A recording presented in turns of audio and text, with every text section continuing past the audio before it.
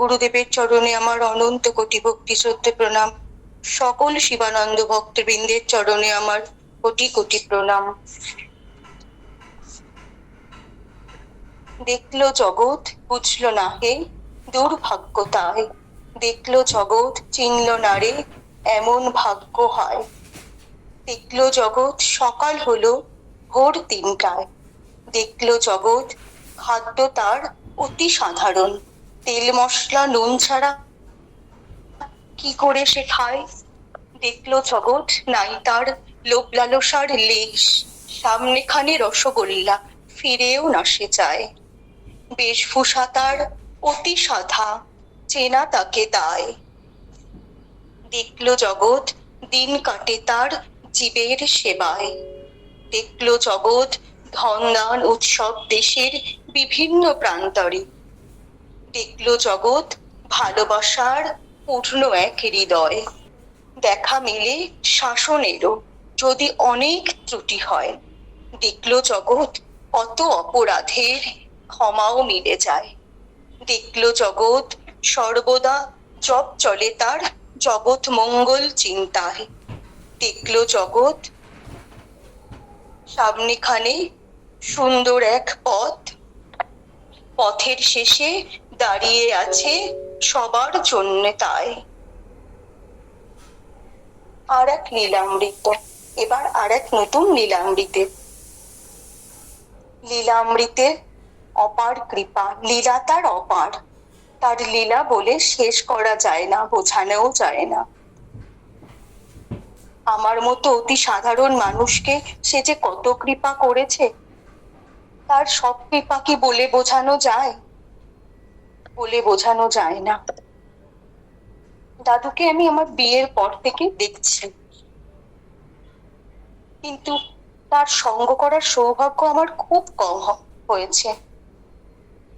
আগে যখন দাদু আসতেন তখন তার কাছে যে বসতে হয় এটাও ভালো করে আমি বুঝতাম, জানতাম না। আমি এপাশে ওপাশে বিভিন্ন কাজ করে বেড়াতাম।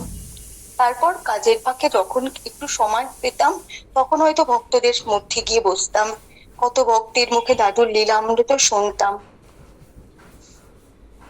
তখন আমাদের ল্যান্ড ফোন ছিল।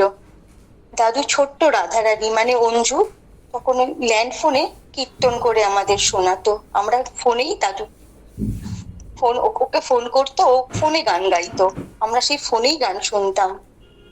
ওই ছোট্ট বাড়িটায় ভক্তদের ভিড়ে ভরে যেত। মনে হতো আনন্দের বন্যায় সবাই ভেসে চলেছি। ছোট্ট জায়গায় সবার ধরতো না, বাইরের উঠোনে ভেতরের ঘরে ওপরের ছাদে ভক্তদের ভিড়ে ভরে থাকতো। ছোট্ট জায়গায় সবাই কত কষ্ট করে প্রসাদ গ্রহণ করত, তবে আনন্দ কীর্তনের কোনো অভাব ছিল না। আনন্দ কীর্তনে ভরে থাকতো। সেই আনন্দ যদি ধরে রাখতে পারতাম কোনো বাক্সবন্দি করে, তবে অনেক শান্তি পেতাম। তা তো পারিনি, কিন্তু মনের মণিকোঠায় বন্ধ করে রেখেছি মনের মণিকোঠায় অতি যত্ন করে। আর যেদিন দাদু উৎসব শেষ করে চলে যেত তখন মনে হতো পৃথিবীর সব দুঃখ মনের ভেতরে এসে ভিড় করেছে।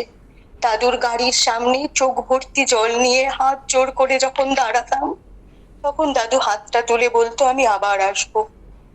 সেই আনন্দ নিয়েই ঘরে ফিরতাম আর গুনতাম আবার পরে আসার দিনগুলি, একদিন একদিন করে গুনতাম।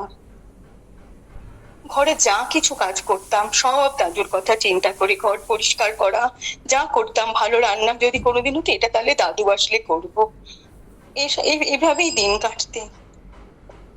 কোনো নতুন বাসন কিনলে রেখে দিতাম যত্ন করে তুলে, দাদু আসলে দাদুকে ওই বাসনে প্রথমে সেবা দেব। আমরা যখন পুরোনো বাড়ি থেকে নতুন বাড়িতে এলাম, উপর তখনও হয়নি, হঠাৎ দাদু একদিন অল্প কিছু ভক্তদের বৃন্দের নিয়ে এলেন। আমরা জানতামও না দাদু আসবেন। তখন শীতকাল, আমি এমনি ঘরে নতুন গুড়ের পায়েস বানিয়েছিলাম। সেই তখন ভক্তদের আমি হঠাৎ কি সেবা দিই, পায়েস সেবা দিলাম। কিন্তু আমি মনে মনে ভাবছি হে ভগবান, ভক্তদের তো আমি পায়েস দিলাম, কিন্তু দাদুকে আমি কি সেবা দেবো, দাদু তো পায়েস নেন না।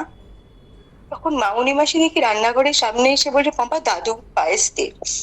আমি তো অবাক, দাদু তো দুধের জিনিস খান না। আমি শুনে বাটিতে করে পায়েস নিয়ে গেলাম, দাদু দেখলাম তৃপ্তি করে বাটির পায়েস পরিষ্কার করে খেলেন। মামুনি মাসি বললেন, পম্পা তুই তো দাদুর দিদি, তাই তোর তৈরি পায়েস দাদু নিলেন। এটাও দাদুর এক কৃপা, তা কখনো বলে শেষ করা যায় না। এভাবে যে কত কৃপা সে করেছেন। আর একটা ছোট্ট ঘটনা বলি। একবার দাদু এসেছেন।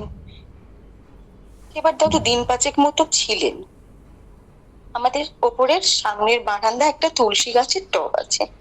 সেই তুলসী গাছটা, একটা তুলসী গাছ ছিল, তাতে কয়েকটা টব ছিল, তাতে একটা তুলসী গাছ অনেকদিন হয়তো মারা পেয়ে গেছে। আমার আর ওটা গাফিলতিতে করে ফেলা হয়নি, একটা কোনায় পড়ে রয়েছে। এবার দাদু তো তখন অত ভক্তবৃন্দ ছিল না, সেবার একটু হালকাই ছিল, মাসি আর দাদুই ছিল, আর হয়তো কেউ কেউ দেখা করে চলে যেত, এরকম কিছু ছিল। এবার দাদু দেখতাম ওই তুলসী গাছের টবে মাঝে মাঝে, ওখানে আমি একদিন দেখেছি দাদুকে জল দিতে। দাদু তো যথাসময়ে আবার চলে গেলেন। এবার কিছুদিন পরে দেখি আমি মরা তুলসী গাছের থেকে আশ্চর্য ভাবে নতুন পাতা গজিয়েছে। আমরা সবাই দেখে অবাক। আজকে প্রায় 1 মাস ধরে পড়েছিল। আমার শুধু গাফিলতির জন্য ফেলা হয়নি, মরা গাছে দাদুর ছোঁয়ায় নতুন জীবন পেল। এই ঘটনাটার বছর 5 আগের হবে। সেই গাছটি এতদিন বেঁচে ছিল। আমি ওই গাছের পাতা রোজ তুলে পুজো করতাম। আমরা 2025-এ যখন কুম্ভে গেলাম, এসে দেখি গাছটি পেয়ে গেছে। আমি অনেক জল দিয়ে তাকে বাঁচানোর চেষ্টা করেছিলাম, কিন্তু আর নতুন পাতা গজালো না। দাদু শুধু পশু পাখি মানুষ তাদের কৃপা করেছে তাই না, দাদু ওই তুলসী গাছটাকেও কৃপা করে নতুন জীবন দিয়েছিল। দাদুর কৃপা অসীম, অপার, যা বলে বোঝানো যায় না, শেষ করাও যায় না। এভাবেই দাদু আমাদের সকলকে কত ভাবে সকলকে কৃপা করেছেন, তার লীলা অনন্ত, অদ্ভুত। আজকে এটুকু বলেই আমি এখানে শেষ করলাম। প্রণাম, সকলের চরণে প্রণাম, দাদুর চরণে আমার অনন্ত কোটি ভক্তি শ্রদ্ধা প্রণাম।